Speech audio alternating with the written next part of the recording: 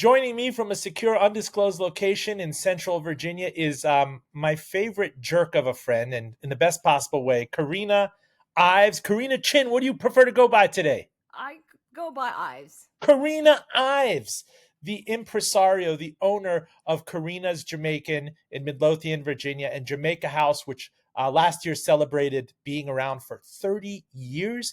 I mean, you 30 years. started in 1994. Did I get that correct? I was a toddler, as you can tell. You were featured Uh, on Diners, Drive-In, and Dives. Guy Fieri came to town and tried your chicken and gravy and promptly called it. I remember I was there that night at the party, at the watch party, where you weren't allowed to yeah, tell us yeah, anything. yeah. One of the best things he's ever had in his life. You've done many things. You are internationally known, and today you are known to rock a microphone. Welcome. Finally. Thank I have to you. say, in the interest of full disclosure, Karina is like a mentoring big sister of mine. She helped me launch this show. She hosted my fifth anniversary party and catered it. And there are people I just love to bring in from kind of, this is your life background because you have so covered yourself in glory that I really wanted to have you on this version of full disclosure. Oh, thank you. Thank you. So take me back to 1994, Virginia Commonwealth University. I know that we have Miami in common or South Florida in common. How did you end up here in Richmond? Why did you end up here and what was the idea? Well, Richmond was on my way to Miami. That is how I ended up in Richmond. I really wasn't supposed to be in Richmond. I left Brooklyn. I was living in Brooklyn um, back in 1986. I was there for a few years. I worked a couple of different restaurants. And I have two sisters in Miami. And they kept saying, and I was complaining that rent was too high. Back then in the 80s, crack was everywhere. It was just New York City back then was just a different place. And I had just moved there from Jamaica and just felt lost. I felt a little lost. I just didn't have a ton of support. I wasn't making any money. And my sister said, "Come to Miami," and I was like, "Sure, sure." But then I'm gonna stop in Richmond. I have some friends here, and I thought I'll come to Richmond and check out VCU. I was like, okay, I could go to college. I want to go to college. I'm going to go to VCU. And so I landed in Richmond with sort of that idea that I'd check it out, maybe apply for school here. If it didn't work out, then I'd be on my way to Miami. And In North Miami in the 441 corridor, there was always this very well deserved reputation among the Jamaican Americans that they were the hardest working people. They always had several gigs going on. For starters, there was always a very high end Toyota or Mazda with 200,000 miles on it, right? They'd be working real estate, they'd be working drywall, they'd be working legitimate export import markets and various things going on. It's like very, very hard working immigrant population in South Florida. And um, the thing is, you came to Brooklyn. What prompted you to leave from, was it Ocho Rios, Jamaica? yeah, my family, my mother and father lived in St. Mary, which is a little bit north of, east of Ocho Rios, but not too far, about 7 miles. Anyway, I just graduated from high school, and the prospects back home was you had to go work in the tourist industry. Hmm. And for me, that would have been an entertainer.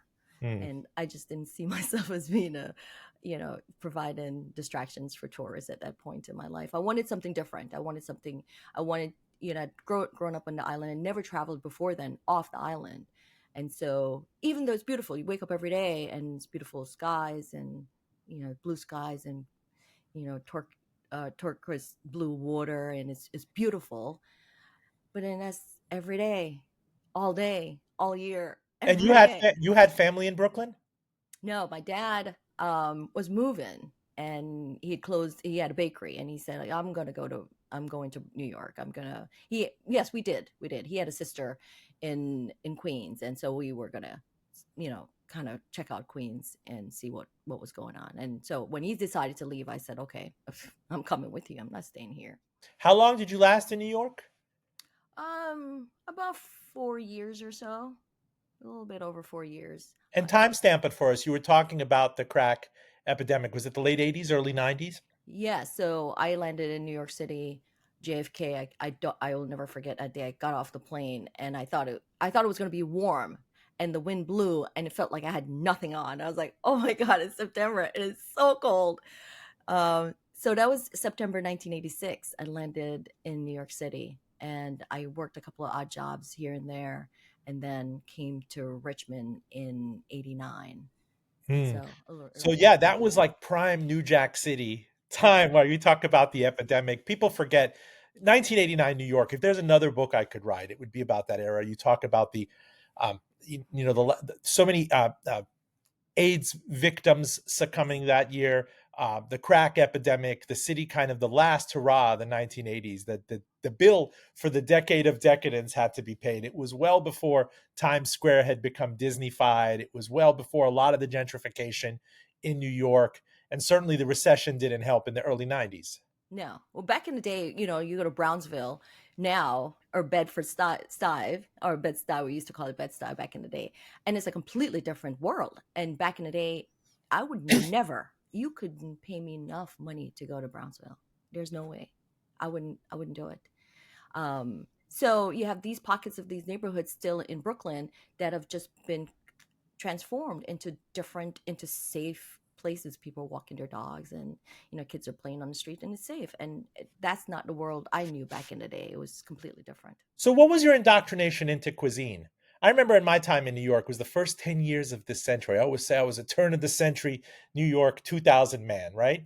There was a chain called Golden Crust. It was okay. It wasn't great. You'd have to Yeah. go to Queens. You have to go to Jamaica, Queens. You have to go to Brooklyn, Atlantic Avenue to get Caribbean food. There were some incredible food carts, and certainly my favorite restaurant, the late, great Grille of Chelsea. There was also one in the Village by the time I left New York. But it's always been a hard business. Yeah. Well, where I landed was in Brooklyn, Church Avenue, Flatbush Avenue. That was my neighborhood. And I got to tell you, the concentration of Caribbean people in that cross section of Brooklyn is just amazing. You talk about Trinidadian food, Guyanese food, rotis. Yeah, so Trini Um, doubles. I remember the things you could get yes, there: rotis, yes, the yes. oxtail selection. Exactly. Anything, anything you wanted, any day, any time of the day, night, you could get it. And it was excellent. Excellent. People were just putting out the best food. They were so proud. I mean, as Caribbean people, I think that was the thing. When you land in this foreign place, and what do you have to hold on to but your culture is your food, and you want to put that best thing forward. And so that's what people did back then, and for the most part, still doing right now. So you're passing through um, Richmond, Central Virginia. Give us a background. Were you married? Did you have children on? What was going No, on? Were you I planning a family? no, I wasn't married then. I was married later. Um, but I was only 20, 21. I was young. And I'd already gone through this whole sort of shock of being in New York City, coming from a small little town, little village in Jamaica, and then being in a big city of New York City, and just being overwhelmed, and then kind of getting used to that idea and the attitude, and adopting the whole New York style of being rough and gruff and aggressive. And so I landed in in Richmond, and uh, I said to my friend, I had a friend who was showing me around, and I was like, "Oh, this is great!" I finally found a cheap apartment. The apartment I was living in at the point was like $400 a month, and Could you imagine? I was like, "This something's wrong." I kept saying, "There's got to be a mistake." $400. I had two bedrooms, wall to wall carpet. There's a wash and dryer. There's a balcony. Oh my god! There's a tennis court. What?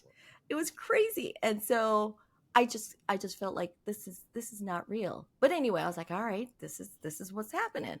And I said to my friend, I want to get to the subway because I didn't have a car, and I needed to figure out how to get around. She took me to the sub shop. I was like, no, the train station. I want to.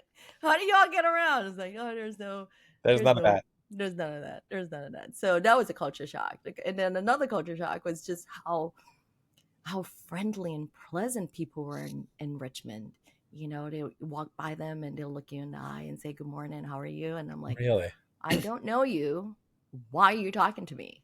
That was like a shock. That took a long time for me to get over and get used to that. People actually will address you and acknowledge you, and that was a welcome change. So How did you find your original digs downtown opposite what was for a long time the Siegel Center, the basketball arena where the VCU Rams play? I mean, that's where I met you when I first came here back in 2012. And I really, once I got my sea legs, I really craved the holy jerk chicken that I heard yeah, about. And I came there and there was such a line out the door, people doing carry out, people very possessive about their place in line, and I just wanted some rice Yes. and peas and the holy jerk chicken and some ting. Yeah, that line was just notorious. It was just notorious. So we busted ass. We did as much as we could in the time that we had. How did We you were open going. that? How did the whole idea come about? So you thought tangentially you might be a student. You had the Yes, place. that didn't work. That didn't work out. And so I at that point I had my son. He was about 3, 4 at that point, and I'd gone.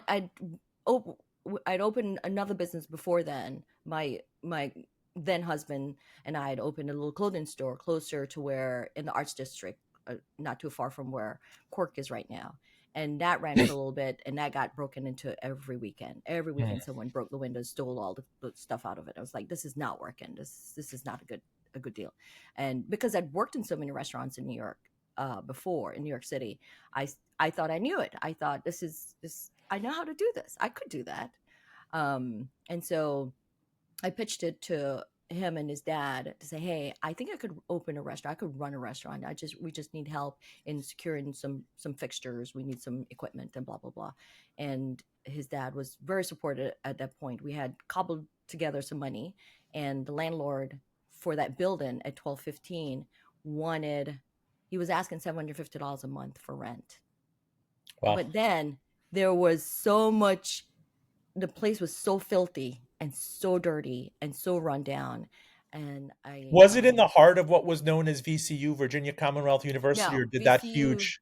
no, VCU had not expanded at to that point before. Wow. Back then it was run down, lots of warehouses. So where the Siegel Center is now was an old abandoned warehouse. So there was Wow. nothing around us. And so I went to the landlord and said, "Listen, we cannot pay you 750. What I can do is give you an entire year's rent up front at $350 a month." And he said, "Sure." I was like, Wow. "Okay, yeah, I'll take it." And that's how we got started. We secured an old stove, an old 6 burner stove, and a steam table. And I got it was like a, a, an apartment refrigerator. I don't even think we had a commercial fridge. We had a chest freezer, we had a little fridge, and we were like started cooking. I called my mother. It's like, "Hey, come help us out for a couple of weeks." And she said, "2 weeks. That's it. No more. I cannot be in America for more than 2 weeks." I was like, "Yeah, sure." I think she stayed for 2 years. Full disclosure, I'm Roben Farzad. Our esteemed guest is one of my mentors, Carena Ives. She is the owner and founder of Carena's Jamaican and Jamaica House. It celebrated 30 years in downtown Richmond. Jamaica House did last year. We're going to talk about Carena's, which is a smashing success. It's her larger outpost on the south side of Richmond. What was so you had gathered stuff, knowledge about food service and everything, working in restaurants, odds and ends in New York. It's very interesting for our listeners, for our Richmond listeners. If you go to the bathroom at Superstars Pizza, not far from the University of Richmond, there is a poster of Richmond's dining scene in 1995. And it was an Outback Steakhouse on it. There was a Starbucks. Literally nothing else survived of all these restaurants. I cannot imagine the scene for non chain food back in the mid 90s. Tell me what it was like. Well, we weren't concerned. I think our only focus back then was to do the next day's work. We're not thinking 10 years down the road, 5 years down the Okay, but road. the next day's work, you have a place in downtown Richmond and you have to serve presumably Jamaican food. And so Yes. there's sourcing of that food. There's chefs, there's Yes. sizing the market, making sure there are enough people that are going to get butts in seats. Yes, and luckily for us, our food translated well to Southern food. People who know Southern food identified with our food. It was rich, it was comforting, it was familiar. And even though they didn't eat curry before, they realized curry chicken is just smothered chicken with different spices on it. It's rich in gravy. It's the satisfying deep stew dish that they could relate to. And they came and they loved it. They loved it. And so it was for us, and that was a major part of my job back then is sourcing, because I couldn't find curry in the quantity that I needed in Richmond. So I had to go back to Brooklyn. I was buying curry from this Jewish family back in Brooklyn way back then. It was just crazy. But that's what it took. It took that, and that was our weekly thing. I had a little Chevy van. I would load it up. I'd go up. I'd load it up with curry. I'd buy a couple goats. I would get, D&G sodas. I'd buy a couple of cases of patties. You could have smuggled cigarettes too. That's the I, most common you route is from know, Richmond to New York. if only I If was less only you'd smart. know me back Yes, then. Anyway, I yes. don't do that, but I'm just saying. Go Right, ahead. right. So that was the thing. That's what we're doing until we got big enough where people would actually say, okay, you're buying enough in quantity now. We can deliver to you. You don't have to come to us. So something like oxtail, you would go and van down from Yes. Brooklyn because I Yep. remember during the pandemic, we'll get into it. You had difficulty sourcing that from Jamaica. Yeah. Yeah. So we were you name it. You name the item because obviously our food, you know, outside of regular produce, our food is very specialized, so I had to figure out a way to find and procure all those things at a price that was affordable and I could, bake into the cost of our sales.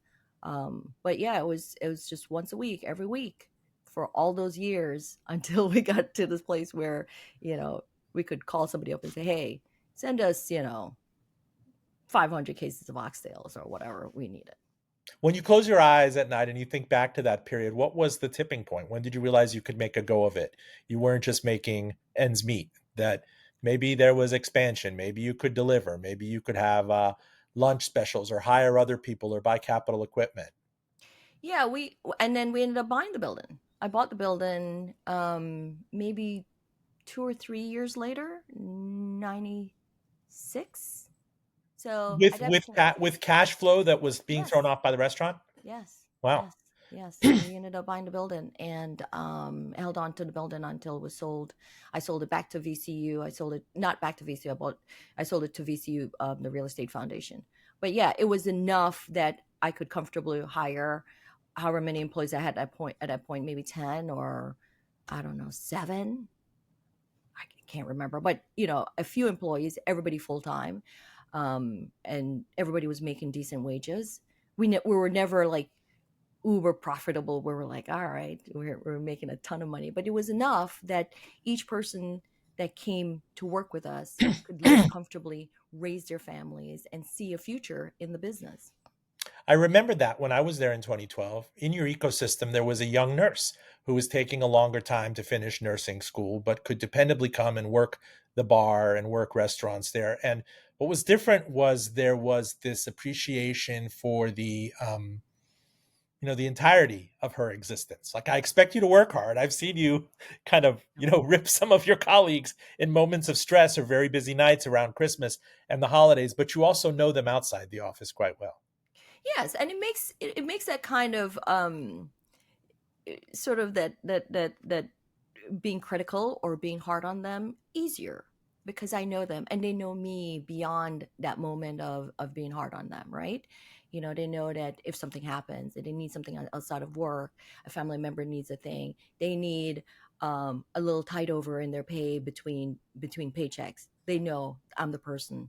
They need help with a car. I'm the person, right? They have to go do something with a doctor or get to a hospital. I'll make calls. I'll ask. I'll beat the bushes See, are for. you comfortable with that? Because for every Carena, there are 10 archetypes who'll say, I don't want the personal life bleeding into what I do. It's very church and state. Well, I don't know how to live any other way. I don't know how to run a business because I have I have two core things to my business. The only two things that make my business absolutely successful: employees and customers. Those are it. And if I don't care about one of those groups, I'm in big trouble. I'm in big trouble, and I have to care in that manner. No matter how hard it is, no, no matter how challenging it is, I have to figure out a way to balance those things.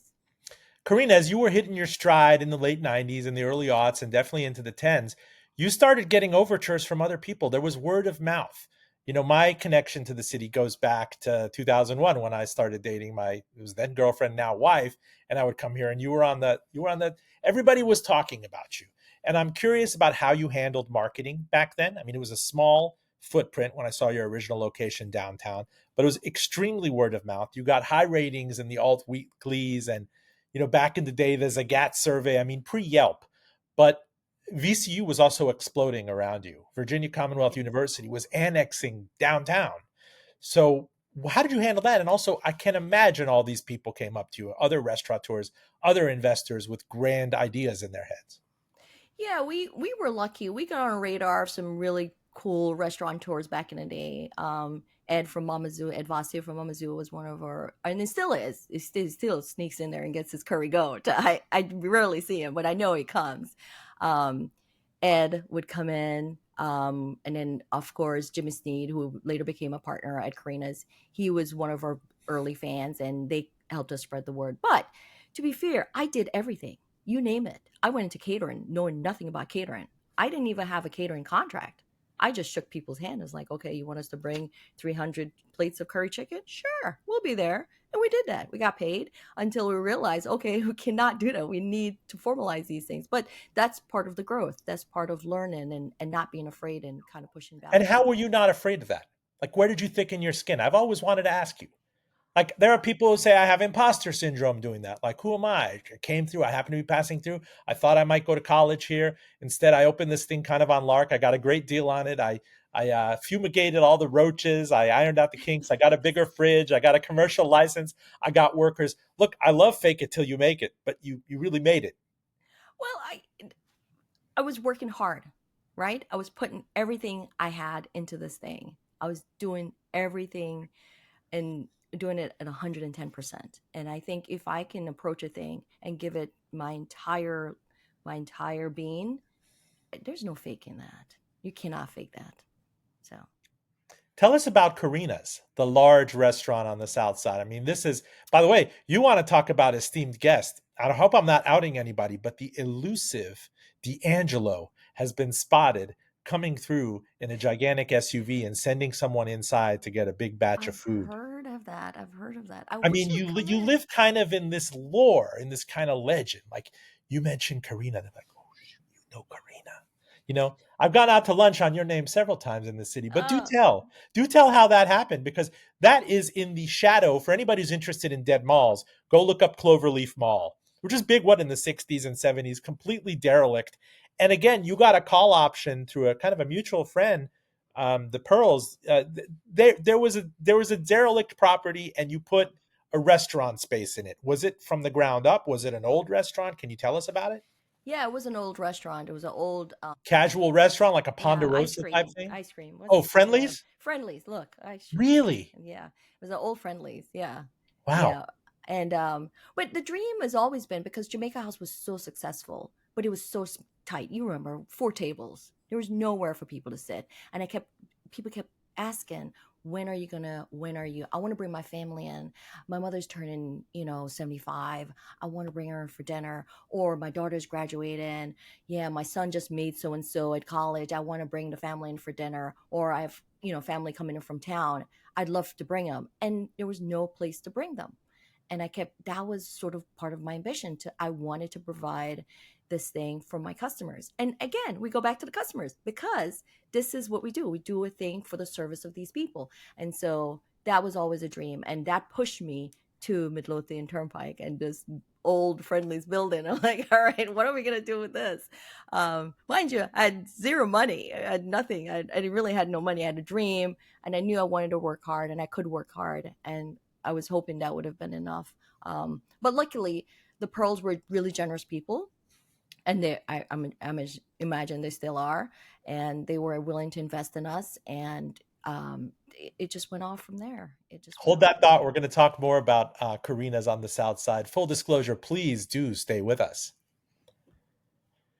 Full Disclosure airs on NPR, Spotify, Apple Podcasts, all of the podcatchers, and now, in fact, internationally known on YouTube. You can find all of the links in one safe space. FullDRadio.com. Again, FullDRadio.com. I'm on Instagram, even though I don't know what exactly I'm doing there. You can certainly find me at Roben Farzad. You could find me on Blue Sky, on LinkedIn, on Facebook at Full D Radio. I'm sure I'm on MySpace somewhere, but my DMs everywhere are always open. And holler if you too would like us on your air. Shout out to our listeners on Radio IQ, Virginia's NPR news station across the Commonwealth. Again, holler if you too would like us on your air. If you're just joining us, My esteemed guest is akin to a sister from another mister, is Carena Ives, the owner and founder of Jamaica House and Carena's Jamaican, both in Central Virginia, in Richmond, Virginia, on the South Side and in downtown. We were talking about Carena's, and I guess what was that, 10 years or 8 years into your experiment of starting in 1994, you had this clamoring for go big, go bigger, go casual dining. Yes, yes. I mean, to be fair, I think we could have expanded sooner. I just, I think at a certain point I did lack a tiny bit of confidence, in my ability to do so because, the restaurant business is just fraught. I think we were beyond lucky. We were lucky in open in Jamaica House at the right time in the right space and having the support that we had. And I didn't want to take that for granted too much. So in thinking about Karena's, I wanted to make sure we're doing it in the right way where I wasn't taking on added exposure. I didn't have to sign away the one little house that I was able to buy at that point or the money I saved for my son to go to college. I didn't want to just squander all of that. But I knew it was important for us to take the next step. Had you already paid off your investors and sponsors in the first restaurant, the I Outpost? had no investors. We had no investors. So your ex-husband's father and the like, that wasn't, that No, was all. that was all paid for and So done. you're more than cash flow positive, and you were Yeah, going to do this with debt. I mean, I know this gets into the weeds a little bit, but I think our listeners are always interested. In the interest of entrepreneurship, like you're throwing off stuff, you can bank it. Obviously, in Finance 101, you could go and invest this in the markets, buy another piece of real estate. I could tell you that Iranian relatives will always be like, go buy real estate, Farzad. Or, I have some Indian American friends who like to put it away in gold, and that's been vindicated now with gold at a record price. So I know this sounds a little homeworky, but with the excess cash flow, there's this whole kind of LinkedIn Shark Tank idea of investing yourself in yourself, and you know what the cash flows are, you know what your scalability is, but there's also the more kind of mundane thing like I got a kid, T minus however many years to college, I got to put that in a 529, I got to invest that. Tell us how you made the decision. Tell us how you put the financing and everything together to make Karena's, the large cousin of Jamaica House, right. happen. I think it's the investment of the landlord without the pro stepping in and saying, "Listen, we want to support this venture." I think it would How be did they how disaster. did they reach out? So there's a Friendlies, and it's an old legacy brand, and it's not doing too well into the aughts. Oh, it was closed It's for in the many shadow years. of a dead mall. Yeah, So it was. did they come to the opportunity with you? Was there a business broker? I mean, how does this happen? I had a partner back then who was kind of beat in the bush to see who would be interested in getting partners for the concepts, for that concept, and so that word of mouth got to the pearls that hey, we're looking at this property, we're looking for investment in that property, and that's how that came about. So what inside the Friendlies conveyed? And again, I'm going back to 1994 where we said it wasn't even a legit fridge, much less all the things that you needed to have this bustling The full walk-in service diner. freezers, yeah, walk-in freezers, that was it. I had a walk-in cooler, refrigerator, and a walk-in freezer, but beyond that, not much, we couldn't salvage much. um so everything had to be kind of renovated. The bathrooms had to be done.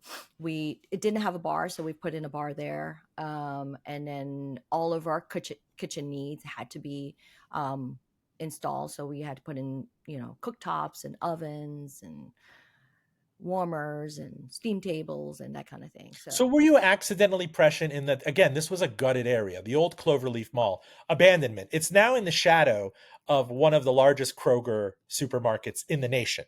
right. And it took a long time. If we've done many episodes on dead malls and dying malls. I mean, it's had its heyday, and there was dereliction. Of course, you are on a major thoroughfare. And if I fast forward to the present, you have a condominium built behind you. You Right. have Panda Express, Popeyes. You have a Krispy Kreme across the street. You have all of this commerce. You have Korean groceries. You have a gigantic Wawa down the road. Similarly, I mean, be honest with me, was that dumb luck? Same with your VCU thing, to come in and see something that was so dumpy that you could make this offer. Well, let's talk about this, Robin, because I think people have sort of one perspective of some neighborhoods. They see one side of it, which is true. It was depressed. That area, by no And doubt, and there are had its areas, there challenges. are dead mall areas around everywhere in the country that's Yes, remained depressed. but again, that area is south side of Richmond. South side of Richmond is a huge minority community.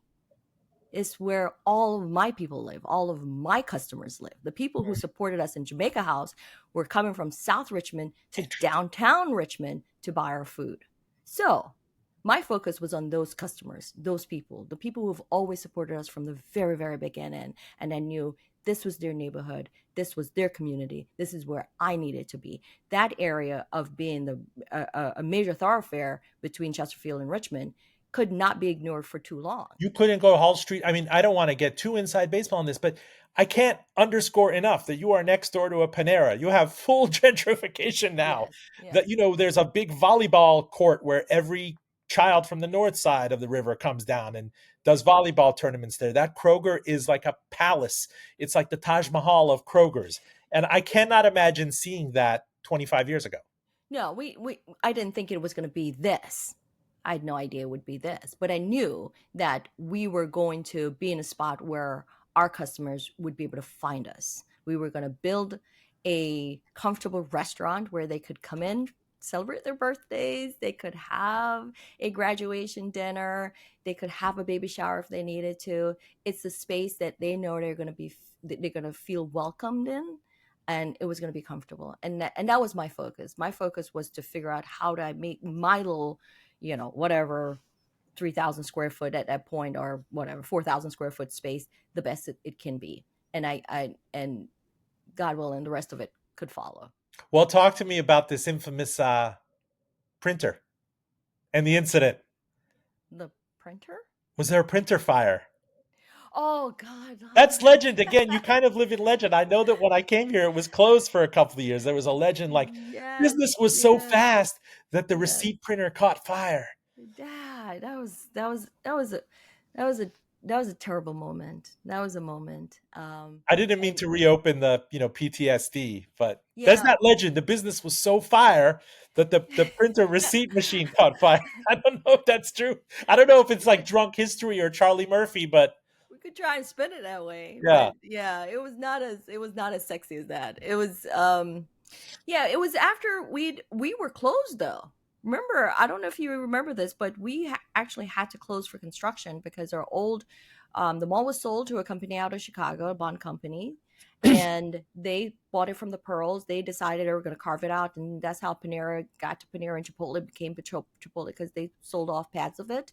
And our spot was developed to accommodate two commercial spaces. It's now us and Tropical Smoothie, and so prior to the fire, we were closed for a year and some months, Yes, yes. where I was so, I don't know, I was so anxious. I must have lost, like, I don't know, a ton of weight because I was just so So worried how about does them. how does that work if a landlord says we are splitting the space and you lose business? I mean, does business interruption insurance kick in? Does the Yes, landlord make you whole? How does it work?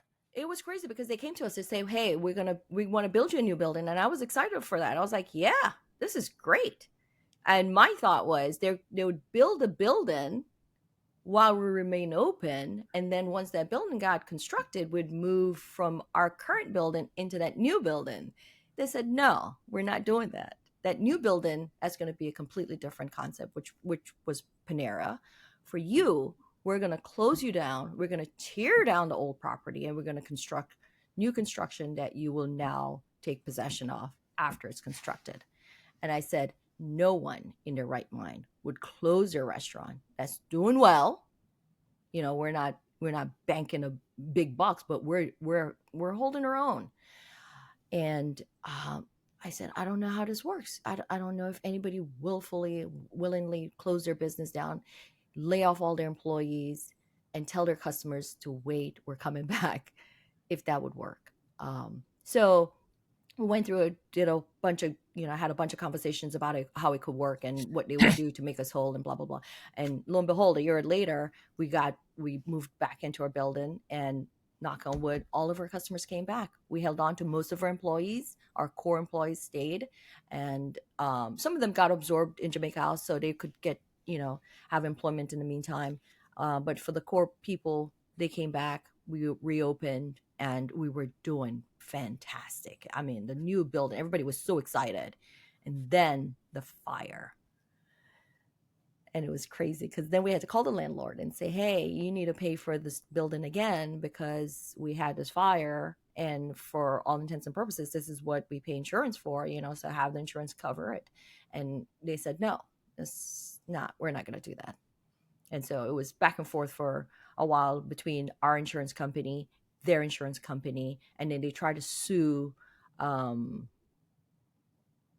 The name of the printer escapes me now. Epson. What Epson? They Jeez. tried they tried to sue Epson because they said Epson made a product that was not, functional, and they think Epson had a role to play in this. And it was just nuts. It was crazy. It was crazy. But this is what happens when you stay in a thing for 30 years. You have these ups and downs and all these twists and turns. I do And love the drunk history version of this, and I encourage you to use it royalty free. Is tell people that business was so hot yes. that the receipt printer caught fire and nearly burnt down the entire business. But Yeah. I digress as I normally do. My guest is Carena Ives. She is the founder and owner of Jamaica House in downtown Richmond and Carena's Jamaican, which is the larger casual dining outpost in Midlothian on Midlothian Turnpike.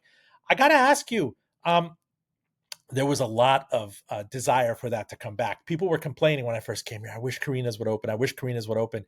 And you have a patient clientele and a patient workforce that they stuck around and they came back. Yes, yes. And it's remarkable. I don't know I don't know.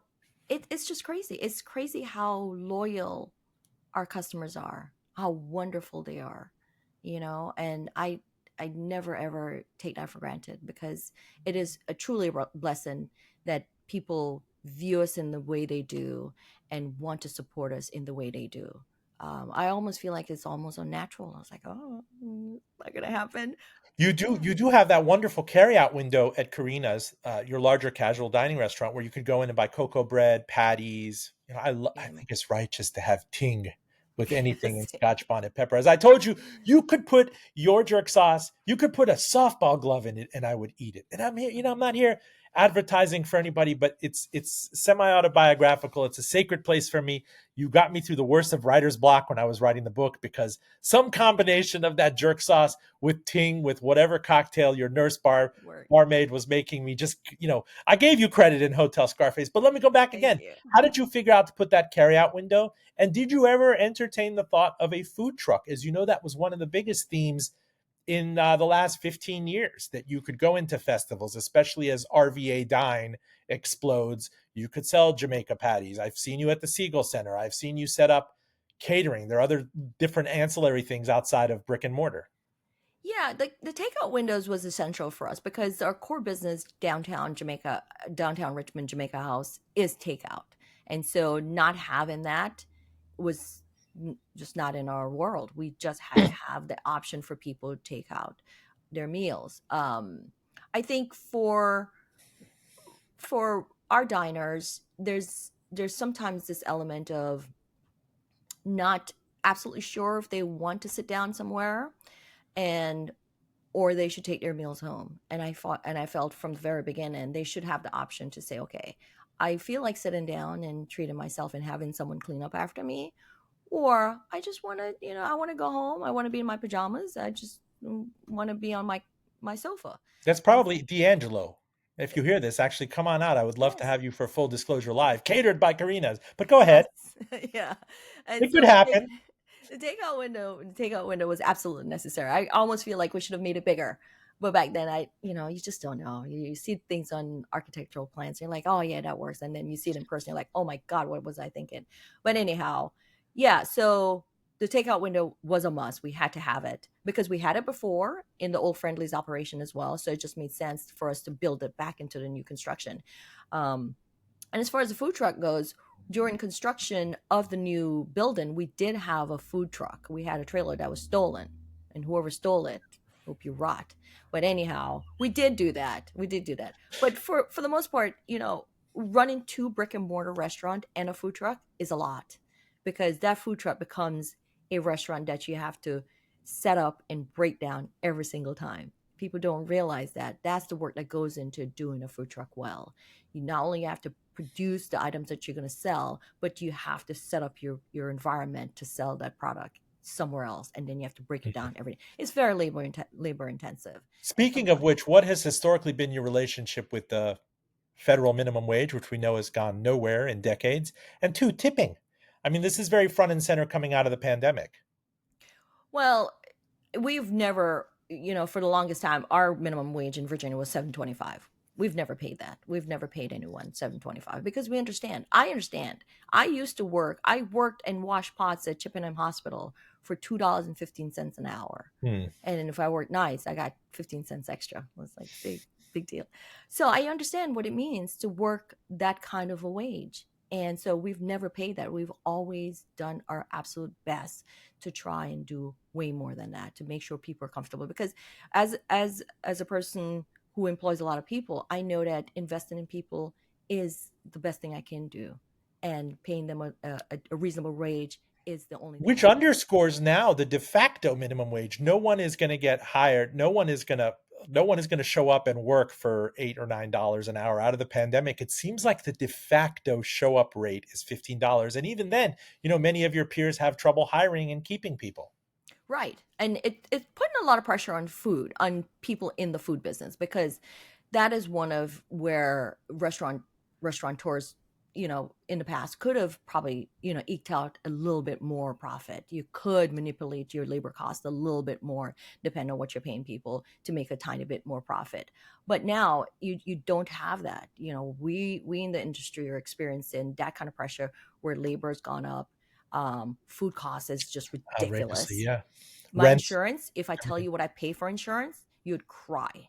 It Well, is it's interesting as ridiculous. a multiple of the $350 you originally negotiated a month up front. I mean, that was, what a gunslinger. You show up in downtown Richmond, like, "Oh, I'll give you $300 50 a month up front, 12 months." Like, sure, I'll take it. Right, right.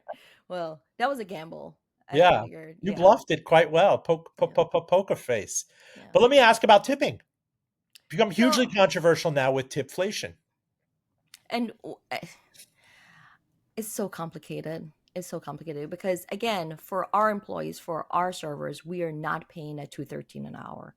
We just don't feel like that's a fair thing to do. So we've always, strived to do way above that. Same thing for our bartenders; they get paid way more than whatever the $5 standard rate is. We do a lot more than that. Um, but what we've done in the last year or so is to cull a portion of the tips from our servers, for our dishwashers, and for Mm. our line cooks, because again, it takes a team. It takes a whole army of people to make this work. And if everyone can see the fruits of that labor, it just makes more sense. It makes more sense that everything that is being produced, everybody gets a tiny bit out of it. So we've been doing it, and some days, tips are great and our servers are happy, and sometimes they're not. And I said, roll with the punches. The best of times and the worst of times, but is the before times. It's hard to remember with the fog of war, fog of pandemic. But before the pandemic, I remember I was at Carena's that night that you had the reveal of your diners drive-in and dive appearance, and it was substantial time with Guy Fieri. Guy Fieri going nuts over your ginger chicken and gravy and talking to customers, and it was a real moment looking around me where I see all your customers, all these people. There's Dr. Phil Duncan, it's a cardiologist who we have in common, real estate people, people who you've run marathons with, charitable people, all around saying, she is now catapulted. And I remember your phone going wild as it aired because it was a live airing. And I'm going to have Ian, our sound engineer, excerpt some of that from YouTube. Here it is in 5, 4, 3, 2, 1. We don't just give you a big old Yeah. roast like that. Tight. Put some cuts in it for you. Yep. And on the plate There you here. go. And here comes the magic sauce. Ginger tomato gravy. Have at it. That gravy could go on anything. If there was one thing I would be bottling and selling, Gravy. it's like something I've never had. It's dynamite. And this is one of my all-time faves now. I mean, when he said that and seeing your phone light up, tell me what that was like. Saying it was one of the best things he's ever had and pointing at the screen. I mean, you didn't have to pay for that. What happened in that wake? It was well, to be fair, when we got the call that they wanted to feature us, I said, oh, this has got to be a scam. I don't think so. Why? No. And and I was like, okay, maybe we shouldn't because I don't know. It just seems like a lot, right? And we're talking it over with everyone, and my son was like, no, no, no, you have to do this. You have to do this because, you cannot pay for this kind of exposure. You can't, and which is true. You cannot. That thing lives on in perpetuity. It is I mean, on always on. social, it's ridiculous. Like one of your contemporaries beat Bobby Flay in a barbecue competition, and he still has it on his barbecue Yes, restaurant, Flay Slayer. You know, yes, yes, yes. there's an immortality to that. Right. And it was just humbling for us. We're people from, nowhere. We're from, no place in Jamaica. We come to America where we're thinking the most we can hope for is a life where we can buy a house, we can send our kids to school, and we can retire and maybe go back home and live okay. But hold up, indulge me. Modesty aside, you were probably getting calls like crazy that week. Yes. So, What, yeah, so investors, perspectives? Again, the only analog I've ever seen is Golden Crust, which kind of had its moment and flamed out in terms of fast casual, like the Chipotle of Jamaican. I always imagine private equity people, others who want to come in and invest in you, and certainly many restaurateurs regret that they ever took that kind of money. You have to have a lot of discipline to stick to your knitting. yeah, and I just knew that we were not ready to go beyond what we're doing because I understand the struggles. And for me, you could call it a control thing. I need to make sure that the thing that I'm doing, I'm available to do it and do it at the highest level. So yeah, we got some people poking around. What we did get was a lot of call from the Food Network. So we got calls from other productions wanted to feature us and wanted for us to participate in different things, and that led to Guy's Grocery Game, me competing on Guy's Grocery Games and some other things. So those things do come, and And but we've been great, by the way. We've been great about profiling all manner of RVA Dine national royalty. There's Kea with Kea's Chips, now Kea Wingfield, which was featured, and her story. There's Daniel Harthausen. We certainly catapult people into the big time here, and then they come to Richmond, which is no longer just considered a satellite market. It's like a really big dining destination. right, right, which is great that people are discovering that people are doing things here on a very high level. They're doing it with a lot of passion and a lot of heart. No matter, and it's hard work. It is really hard work. But we're doing it at the best we can. I remember, and you didn't seek this publicity, but you talk about hero pay during the pandemic, but you really rewarded the workers that stuck around, the frontline workers that stuck around in a brutal environment, downtown Richmond, just to underscore for Jamaica House, it's a whole new experience for you, was really bombed out. There were riots in the wake of George Floyd in 2020. There was, wood particle board covering a lot of restaurants. A lot of restaurants failed. There's a lot of dereliction. You stuck with it. I mean, you even had a bullet fly through one of your windows and hit a wall.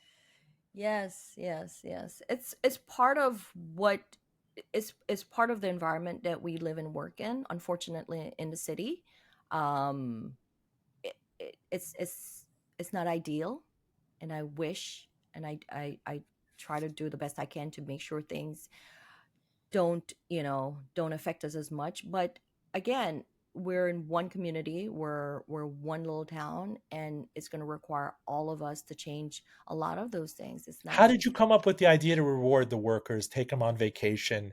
Tell us about that. I know you're not going to do it unprompted. well, the once I competed and won on GGG, on Guys Grocery Games, um and before they ask you during production, what would you do if you win? You're not sitting there thinking you're going to win. But I thought about it. I was like, if I do win, what should I do with that money? And I thought about how I got to that point. How did I get to that point? How did I get to be on TV, compete in this crazy competition? I got there with the people who show up every day, washing the pots, cutting the chicken, marinating the chicken, boiling the beans, right? Making that rice and peas. Those are the people that got me to that point. And without those people, I would have never, ever been considered to do this thing. So it was just natural. I said, if I win, everybody gets to go on vacation. What about me? My pancreas metabolized no shortage of your carb rich food. Well, you'd have to be on the 941. You're not on our 941. I'm sorry. Close us out. I have a few more questions in the 5 minutes or so we have left. How did you handle the explosion of Uber Eats and DoorDash coming out of it? It's like a blessing and a curse because you don't have to handle the entirety of the delivery experience, which is problematic, but you're also a controlling person, as you admitted yourself. And you want to control the quality of the food, the delivery of the food. But if there are people out there across the city, 20 miles away, that want something DoorDash, do you have to provision that? We've never partnered uh, specifically with any of the delivery services. We've looked into them, and we realized that from it's just not affordable. It's just not affordable to my customers. The people that are truly my customers, the core my core customers cannot afford a $4 or $5 markup on their meals, right? And so what we provide direct access to our online service ordering system, and we have a phone system that we answer as best as we possibly can, and we encourage people to call ahead. That way, when they come in, the food is available, they can grab and go. But I don't see how charging that premium to get our meals into somebody's hands, it makes sense. But what about food inflation? That's inexorable. That's immediately coming out of 21 and 22 devoured your margins. It's Right. corrosive. And I know you are very uh, open about it, and you apologize to your customers, but we do have to take prices up. I mean, these are menu costs. Labor is difficult. Supply chain is difficult. I mentioned the difficulty you had the last time we spoke with that was getting oxtail from Jamaica during the pandemic. Right. So the price of food is just out of control. It's just out of control. It's a thing, and we understand the pressures that families are have, and so we are probably one of the few restaurants that held off on raising prices during the pandemic. We kept our prices almost ridiculously low. But how do you do Just that? Where else do you so we pinch? just you we just don't make as much money. That's It's as simple as that. It's either it's cutting into your margins. You know, you might have a 5 to 15% margin, and you say, okay, maybe it's going to be closer to 7, maybe it's closer to 6. It's not going to be 15. It's not going to be 12. And so you willfully understand that you're taking that as part of the deal. And so that's what we've done. Unfortunately, now and I think people forget all the things that happened during pandemic. They forget all the shortages and what that did to prices, what happened to fuel prices, what happened because there's a war in Ukraine, how that led to the shortages and inflation. um, and now here we are in 25, looking at these tariffs, that the tariffs are not compounding some of those other situations, right? Those lingering situations, because we still have, pressures on labor from the pandemic.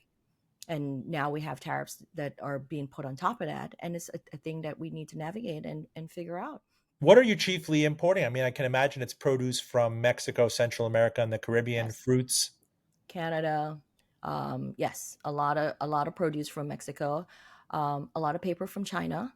I mean, our business is 75% takeout. So you think about all of those things that packaging that goes into takeout. That's all coming from elsewhere. That's now going to be taxed. You think about even the food that's even being produced here. The packaging for those supplies are still coming from elsewhere. Tariffs on that. So, what do we do? It's a nightmare. I don't know. Which begs the question to close out: has it harshed your mellow and your enthusiasm for potentially opening a third space? You know, I've been nagging you for decades to double down on the Chinese Jamaican, roots of the Ocho Rios area, to do something now that you have someone. Guy Fieri has made you so prominent. Not only did he, effuse about you in your restaurant, but he has you back for his game show and you win and you pay this extraordinary bonus to your workers.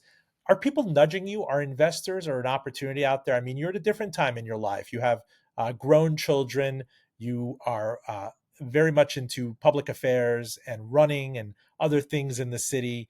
And I said that from a very plain perspective, there's a source and use of fund. There's a person who says, I can buy real estate. I can send it back home. I could buy a parcel of farm property in Jamaica.